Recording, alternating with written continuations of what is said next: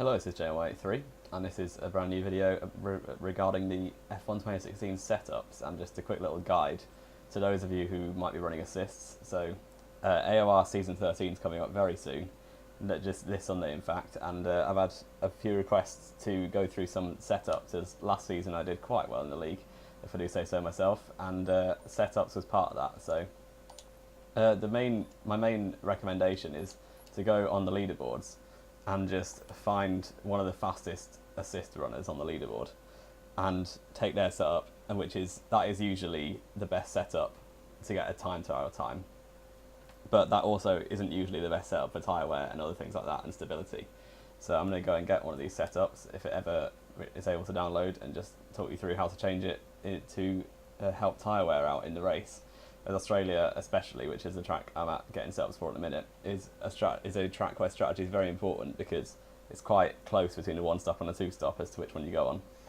So yeah, it's pretty important. You can see I'm not doing that well in the time trial place, but let's just take all rounder for example, take his setup, and then when he gives me the tablet, you can see the wings. That's just personal preference for depending on each track. Like the higher the wings, the less top speed you'll have, but the more grip you'll have. So for a track like Australia, somewhere close to 6.6 is probably about right.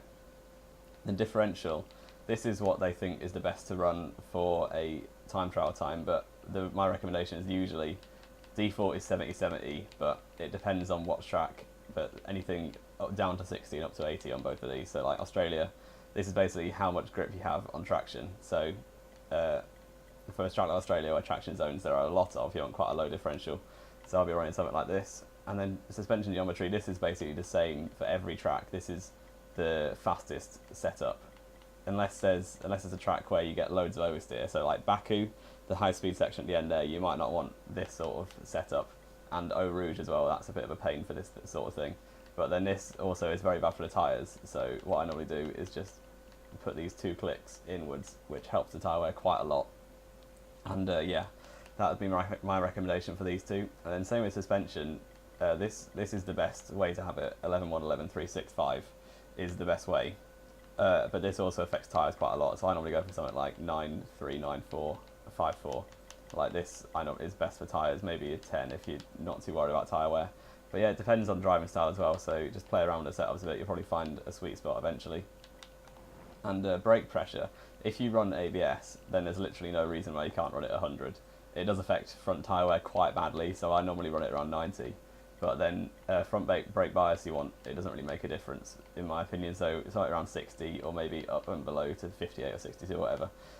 Front brake bias doesn't make a difference. Brake pressure, you can run whatever you want with ABS if you're using ABS, so I'd recommend just putting it as high as you possibly can. But if you're above like 92, then your tyre wear does get quite badly affected.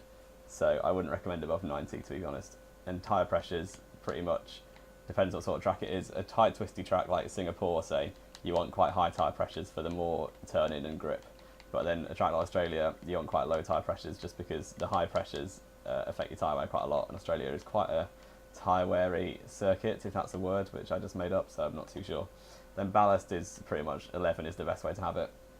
Unless, as I said, the more rearward your balance is, the more oversteer you get. So if it's a track with a lot of oversteery corners, such as I said, Baku and Eau Rouge and Blanchimont at Spa. So Baku circuit, the turn 11, I think it is, the high speed section at the end of the track, is pretty much a nightmare if you're on 11. So just drop it down to 8 or 9 for those sorts of tracks. But yeah, this doesn't affect tyre wear too much, because with assists, from my experience, it's always the front tyres which are the ones that get affected most. So this affects rear tyres, this weight distribution ballast, so changing it won't affect your overall tyre wear too much if just the rears are getting worse, because they won't ever get to a point where the rears are wearing more than fronts with assists on. So I hope that's helpful, and this can basically be applied to any track, as I've said. So yeah, if you like this video, then leave a like on it, subscribe if you want to see more. It's been JY83, and I will see you next time.